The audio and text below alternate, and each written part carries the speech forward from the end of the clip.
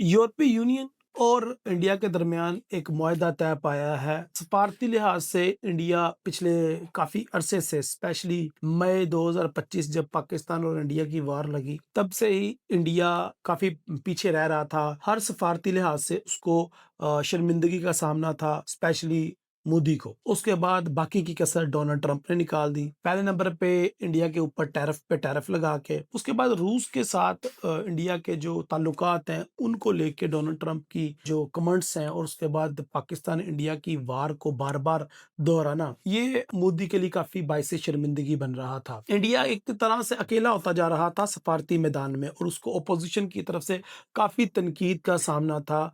और अपोजिशन जो बातें अब काफी आड़े हाथों ले रही थी मोदी को, और का तनकीद के अंदर दिन ब दिन इजाफा होता जा रहा था। इस सूरत हाल में जब प्राइम मिनिस्टर मोदी के ऊपर हर तरफ काले बादल मंडला रहे हों, एक अच्छी खुशखबरी लेके आया यूरोपीय यूनियन। अब यूरोपीय यूनियन और इंडिया के दरमियान एक ऑफिशियली टैरिफ फ्री मुआहदा हो रहा है। जब से डोनाल्ड ट्रंप ने पूरी दुनिया के ऊपर टैरिफ लगाने शुरू किए हैं, डोनाल्ड ट्रंप हर दूसरी कंट्री और स्पेशली इंडिया के ऊपर और अपने ही इत्तेहादियों के ऊपर जब से टैरिफ लगाने स्टार्ट किए डोनाल्ड ट्रंप ने, तब से ये मामलात ज्यादा खराब हुए। अब सबसे पहले अमेरिका का सबसे बड़ा इत्तेहादी कनाडा चीन में जाके बैठ गया, शी जिनपिंग के साथ एग्रीमेंट कर लिए और टैरिफ फ्री एग्रीमेंट किए कि तिजारत होगी टैरिफ फ्री। उसके बाद अब यूरोपियन कंट्रीज ने बाहर निकलना शुरू किया, तो सबसे बड़ी इकोनॉमी आबादी के लिहाज से सबसे बड़ा मुल्क इंडिया ही आता है। एक किस्म की इमर्जिंग इकोनॉमी तो है ना दुनिया में, एक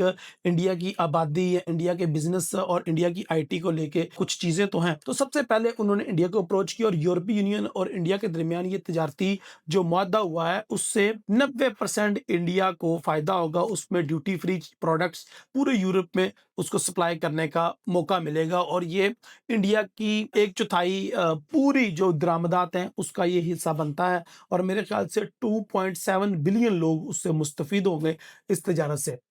इंडिया का और यूरोपीय यूनियन का ये जो एग्रीमेंट है, इसका भी क्रेडिट मैं डोनाल्ड ट्रंप को देना चाहता हूं, क्योंकि डोनाल्ड ट्रंप की वजह से ही ये हो रहा है कि कनाडा जाके 8-9 साल बाद चीन से मिलता है, मोदी को भी चीन का विजिट करना पड़ता है। पाकिस्तान और सऊदी अरब का जो मुआहदा है एक दूसरे को तहफ़्फ़ुज़ प्रोवाइड करने का जंगों के दौरान, ये भी मेरे ख्याल से डोनाल्ड ट्रंप की ही देन है। आज जब मैं ये वीडियो रिकॉर्ड कर रहा हूं तो गोल्ड 5300 पे, यानी कि ऑलमोस्ट $5300 का हो चुका है, और सिल्वर भी $120 पे ट्रेड हो रहा है। तो ये सब कुछ डोनाल्ड ट्रंप के दूसरे दौरे हुकूमत में है।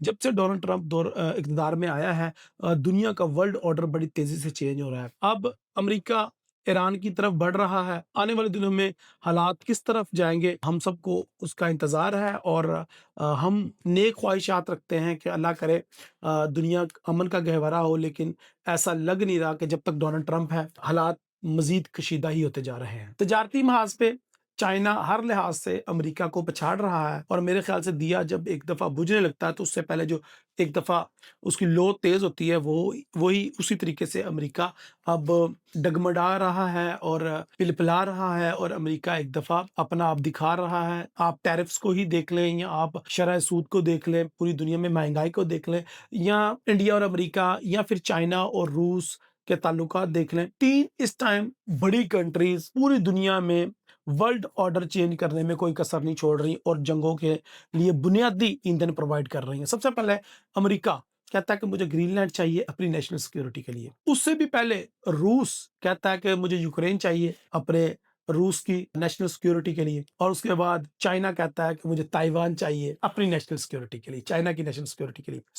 ये क्या जंगों की बुनियाद बनेगी? क्या हम वर्ल्ड वॉर 3 की तरफ बढ़ रहे हैं? आने वाले दिनों में चीजें मजीद उलझती नजर आ रही हैं। आप लोग अपनी दुआ में याद रखें। अगली वीडियो तक के लिए इजाजत दें। अल्लाह हाफिज।